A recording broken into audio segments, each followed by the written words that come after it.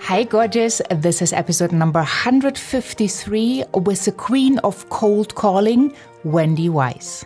Hey there, everyone. This is Wendy Weiss, and you are listening to Heart Sells Podcast with Christine Schlonski. Enjoy. Well, today we are in for a treat with an amazing conversation with the queen of cold calling, Wendy Weiss, who is also the president of coldcalling.com, and she is recognized as one of the leading authorities on lead generation, cold calling, and new business development. So basically everything an entrepreneur needs. Her clients include Avon Products, ADP, Sprint, and thousands of entrepreneurs throughout the world.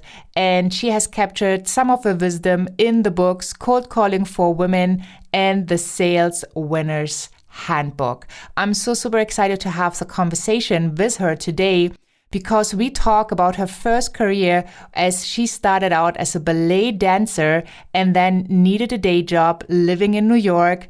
But she has built a super successful business with absolutely no business background, but she still says that everything she knows she has learned in ballet class. So let's tune in and find out what the queen of cold calling can share with us so that you can have a thriving business, a business that generates leads all the time, and that is a lot of fun. Hi, Wendy. Welcome to Heart Sells Podcast. Well, thank you. I'm absolutely delighted to be here. I'm so happy you are here because I'm so excited. You are the queen of cold calling and I'm the queen of the sales success mindset. And that goes so well hand in hand. So I'm so excited that you are sharing, hopefully, a ton of secrets today with the audience to help them move forward with this topic that for most people, that's really, really threatening. Well, that's my master plan for the day, is to share a whole lot of information so people don't have to, the people, if you're listening in, you really don't need to stress out about this. Yeah, so wonderful. So when people hear cold calling, usually something inside of them freezes. Somehow this, for a lot of people, kind of produces like fear or weird taste. How did you get to cold calling and how did you become so amazing in it that you teach it and you just love the topic? Well, it's been a long journey, but I will share with everyone two things. First of all, people say a lot of really dumb things about this topic, so I am here to give you the real scoop. So that's the first thing that I want to put out there. The second thing is, I was never, ever supposed to be the queen of cold calling. I was actually supposed to be a ballerina. And I grew up in Pittsburgh, Pennsylvania. I moved to New York City, where I still live and work. And I was 17. I moved here to dance. I studied at the Joffrey Ballet School. And eventually, like every artist in New York City, I needed a day job. And I got a job with a telemarketing agency that did business development. And it turned out I was good at it, which was a complete surprise, because if you know anything about ballet, you know we don't talk. And so I did that day job for a while, and then I started my own business where I had clients that I would represent, and I would do business development for them. And then from there, I segued into what I'm doing today, which is working with business owners or entrepreneurs that need to develop new business. And I teach this very foundational skill set. But here's the thing. This is one of the really dumb things that people say. They say that somehow there are these people out there that are just born knowing what to do and what to say, that it's the myth of the born salesperson. Yes. Okay. I was not born knowing how to do this. I was really lucky because when I got that day job, they taught me this skill set. And they taught me what to say, how to say it. They held my hand. They coached me. They gave me feedback. And learning this skill enabled me to build a business. And so the really good news for any of you that might be really uncomfortable, what I've seen over and over in all the years I've been doing this is once you learn a very simple system and you know what you're doing and how you're going to proceed, the fear goes away. And even though I am known as the queen of cold calling, I like to think of this as introductory calling. You're calling to introduce yourself. It's just another way to meet your prospects. It's an introduction. When we make introductions all the time. Yeah, I love that.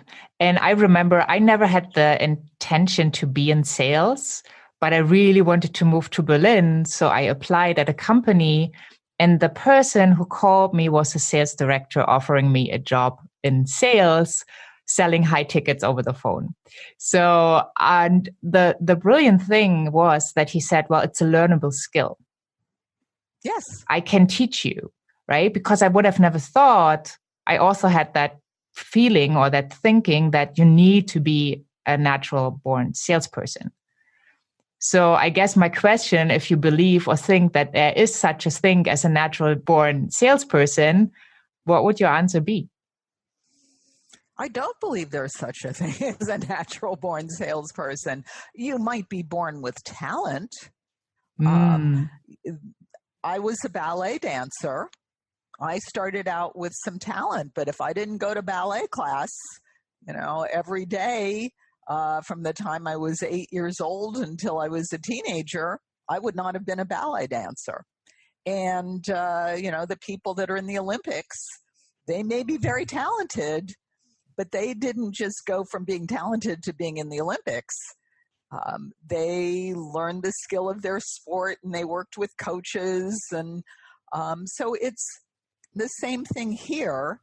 It takes about 10 years to train a ballet dancer. It will not take you 10 years to learn how to do this, but it's just a skill. You can learn how to do it. Yeah, I love that, because so many people in the audience, they really want to get better in sales and they want to overcome that fear of reaching out, of making that offer. So I love this conversation because I truly believe it's a learnable skill. And no matter where you are on your journey, you can always start. Right. And I'm so happy that you're here because you know how to do it, and you can help the audience to get the motivation and inspiration to just give it a try. Yeah. And we're going to talk about some of the things that you should be doing and some of the process, the things that people say about this topic. Okay. I'm not here to tell you need to love to cold call, because that's a silly thing to say. The conversation about cold calling is usually love it or hate it. And supposedly there's a handful of people that love it and everybody else hates it. And the opposite of hating it, or, hating to sell, it is not that you now love it. The opposite is actually that you're neutral, that you can do what you need to do and you don't have a nervous breakdown about it. You can be effective. You can be successful. And what I have seen over and over again is once you learn that system, and it's very step by step, and you know what you're doing and you know what you're saying, everything changes. And there has been so much research, you've probably seen it, Christine, that shows that when you talk to people, you sell more stuff. Yes, I totally agree. Yeah. And what I really love is you brought us a wonderful gift, which will be on the show notes page. It's called the Cold Calling Survival Guide. I love the title. So what will people learn when they go and download it? Well, the subtitle of this ebook is Start Setting Appointments in the Next 24 Hours. And so when you download the Cold Calling Survival Guide, you will start to learn that step-by-step system that does start with your mindset and targeting those best fit opportunities for you in your market, and we can get into that a little bit more today. Love to, yeah. Answering the what do I say question. So the Cold Calling Survival Guide will help you step by step learn that system to be able to set more qualified appointments in the next 24 hours. Awesome. So how do I find the qualified appointment? Find the qualified appointment or find the qualified target? Well, both. I guess we need to start with the target. We have to start with the target, you know? And one of the really dumb things that people say about cold calling is you're going to open up the phone book. And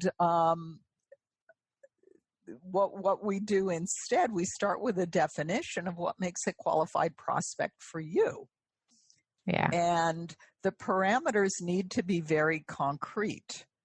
You know, sometimes when I'm working with a client, they'll say to me, I'll ask them, you know, define the parameters of an ideal prospect for you. And they'll say things like, well, they should understand the value of our services.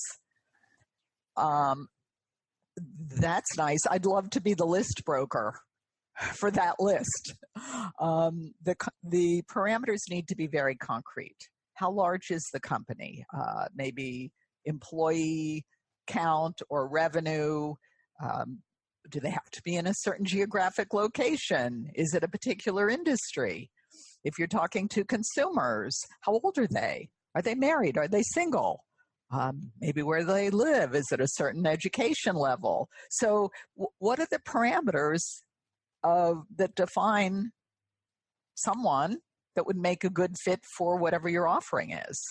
And I think that's one of the hardest things to do, because a lot of entrepreneurs go, well, everybody can use this.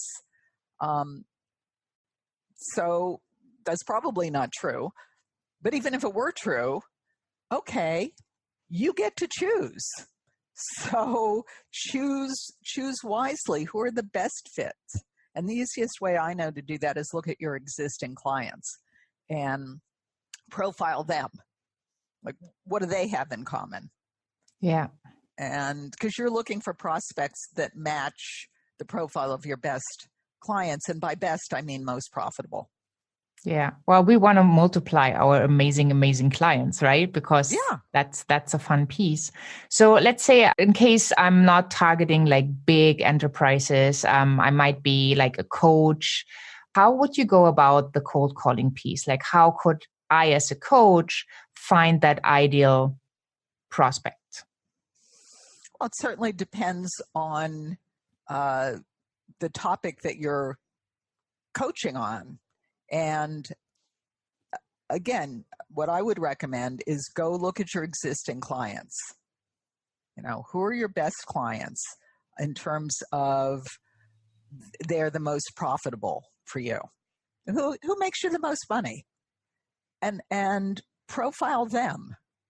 Take your 10 top clients, or if you only have 5 clients, profile the 5 clients that you do have. What are the characteristics that define them?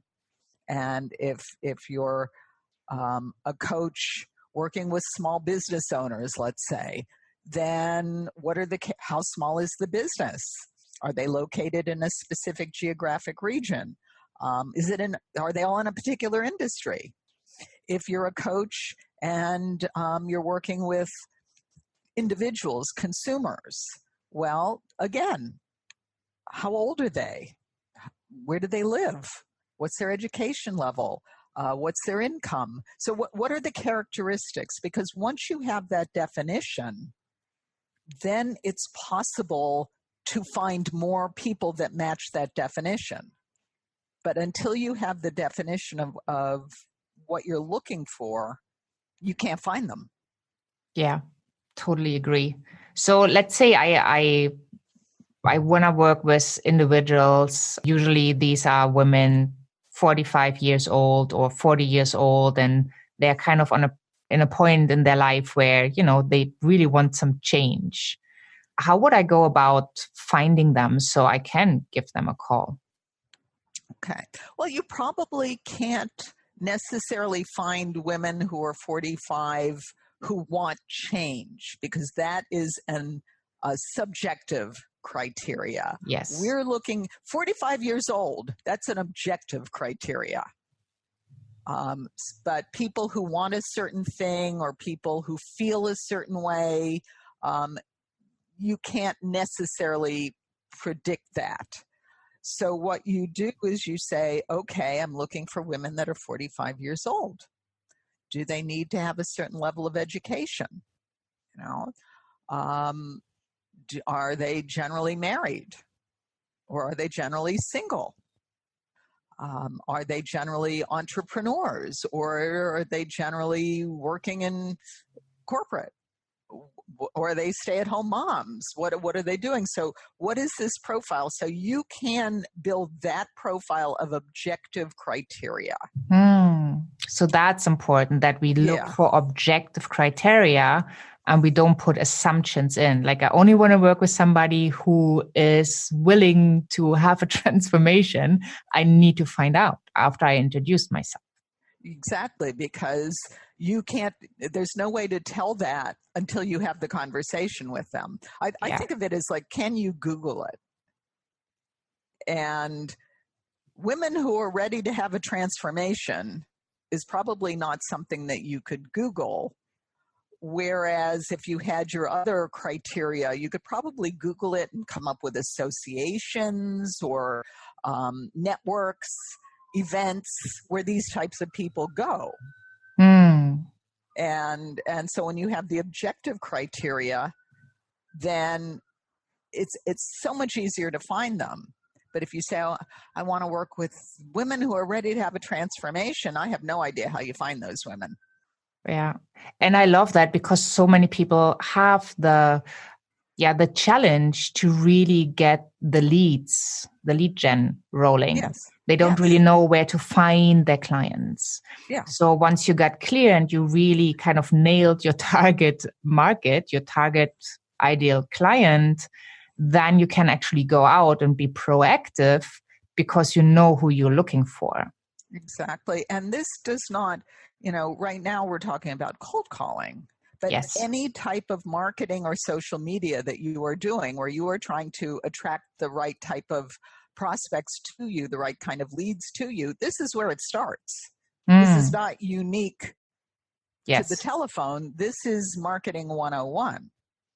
And even if you're doing a marketing campaign and it's working and it's attracting the right type of leads to you, at some point you still need to talk to those people on the phone if you want to turn them into clients. And that's where the skill comes in. So it's not just about the lead or where it comes from. It's about the ability to have the conversation with that other human being and get their eyes to light up. We had somebody, we run coaching programs, training and coaching programs, and we had somebody in our last coaching program that would go to a lot of conferences because the people she wanted to meet went to these conferences. And so she was in our program about telephone prospecting. And after the program ended, she told me that when she used to go to these conferences and she would talk about her work, she said, I could see their eyes glaze over and roll back into their heads. So what she did was she took the introduction that we helped her create and she used that. She went to a conference and used her telephone introduction. And she said, I could see their eyes light up and get big and they completely got what I was talking about. And she went home with a bunch of appointments. Now, that is what is actually supposed to happen, is when you talk to the right people in the right way, their eyes light up and they want to hear more. Yeah, totally agree. Yeah.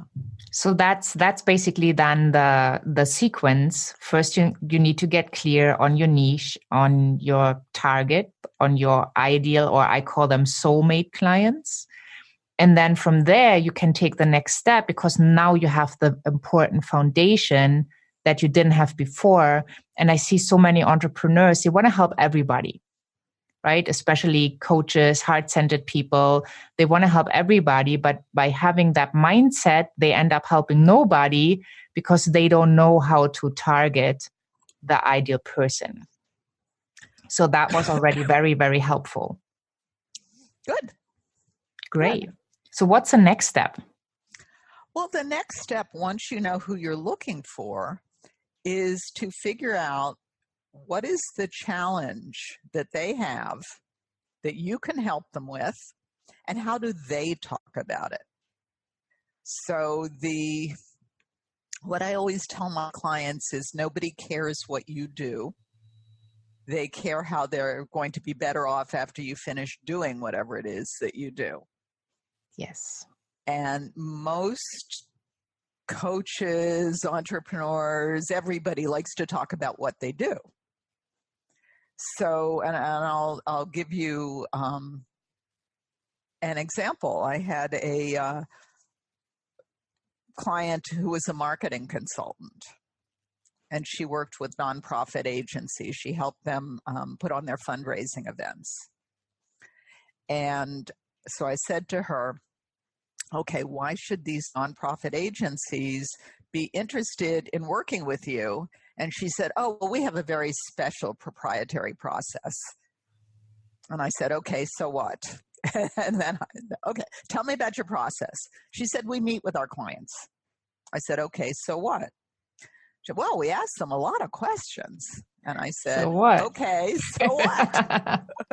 She said, well, then we analyze the answers. And I said, so what? And then she said, well, then we make recommendations. I said, okay, so what? So how are your clients better off after you meet with them, you ask all your questions, you analyze the answers, and you make your recommendations? How are they better off? She said, oh, their fundraising events make money. I said, bingo.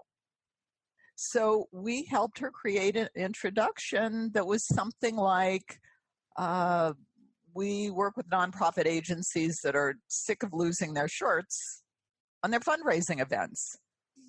And the development directors at these agencies would literally stop in their tracks. If they'd lost money on an event, they would stop in their tracks and talk to her, because that's what they want to do. They want to make money on their fundraising events. That's awesome. And that's so important. Thank you for taking us through that process, because I think everybody, no matter where they are on their journey, like thinking about that constantly and tweaking and changing it and making it fit better is so important, right? Really Yes. getting that sentence right, that when, as you said earlier, that the other person's eyes just light up. Yeah. And one of the things, and we see this over and over again in our programs, the myth about cold calling or telephone prospecting is that it's about rejection, dealing with the rejection. That's not what it's about. What it's about is first doing the targeting, so you know exactly who you're going after, and then creating the introduction that gets their eyes to light up. And when you do that, what happens, we see it over and over again, you talk to your prospect and they open up their calendars and they book an appointment. That's what happens. That's what you want to do. Yeah. Awesome. Well, time flies talking to you. So unfortunately, with this interview, we are coming to an end. But the great thing is I have a second interview with you, because I really want to get into the space where we talk about, like, what do you say? Like, now you got the appointment, and now you're probably going to think, like, how can I get them to buy? How can I figure out if everything makes sense? How can I onboard them? So I'm really, really excited that we have this opportunity. But I also want to send people to the Cold Calling Survival Guide, which I will put on the show notes page. But if somebody needed to look you up right now, where would they go? Go to coldcallingresults.com. What a great URL. Thank you so, so much for spending time with us today and sharing your knowledge. Brilliant. I hope people took a ton of notes and get really, really clear, because this will improve every single business, no matter if they are at the beginning or in the middle, or if they are already grown. Like, getting really, really clear over and over again helps with prospecting. Thank you so much, Wendy. My pleasure. Thank you. I just love the story. It's so amazing how someone with such creative talents and the will to survive the hard market of dancing in New York managed to build such a successful business. I hope you really enjoyed this episode. I hope you took a ton of notes. Hop on over to christineschlonski.com, find the podcast tab for the transcripts, the show notes, all the resources we have talked about, and the links to connect directly to Wendy. I highly recommend you follow her because cold calling is something that will help your business grow no matter where you are. Make sure you are tuning in to the next episode because now that you got the appointment, what are you going to do next? And I will be discussing this with Wendy. Have a wonderful day wherever you are in this beautiful world. And I'm saying bye for now.